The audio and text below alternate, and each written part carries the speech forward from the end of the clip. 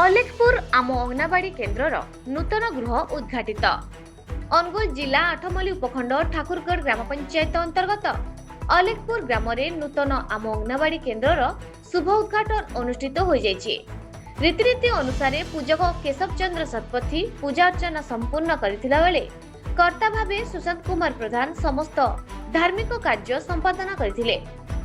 ଏହି ଅବସରରେ ମୁଖ୍ୟ ଅତିଥି ଭାବେ ଠାକୁରଗଡ଼ ଗ୍ରାମ ପଞ୍ଚାୟତ ସରପଞ୍ଚ ଚାରୁଲତା ମିଶ୍ର ଯୋଗଦେଇ ଫିତା କାଟି ନୂତନ ଗୃହର ଶୁଭ ଉଦ୍ଘାଟନ କରିଥିଲେ।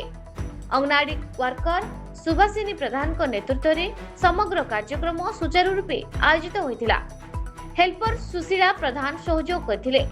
କାର୍ଯ୍ୟକ୍ରମରେ ସମାଜସେବୀ ସନ୍ତୋଷ କୁମାର ସାହୁ, ଠାକୁରଗଡ଼ ପଞ୍ଚାୟତର 6ଟି ଅଙ୍ଗନୱାଡି କେନ୍ଦ୍ରର ୱାର୍କରମାନେ, ଆଶାକର୍ମୀ, ମେଡିକାଲ ଷ୍ଟାଫ, ଗ୍ରାମର ଶତାଧିକ ପୁରୁଷ ଓ ମହିଳା ଯୋଗ ଦେଇଥିଲେ। ଏହାସହ ଅଙ୍ଗନୱାଡି କେନ୍ଦ୍ରର ଛାତ୍ରଛାତ୍ରୀ ମାନଙ୍କ ଉପସ୍ଥିତିରେ କାର୍ଯ୍ୟକ୍ରମକୁ ଆହୁରି ଆକର୍ଷଣୀୟ କରିଥିଲା। आठमल्लिकरू गोविंद चंद्र नाइक रिपोर्ट आगामी टीवी।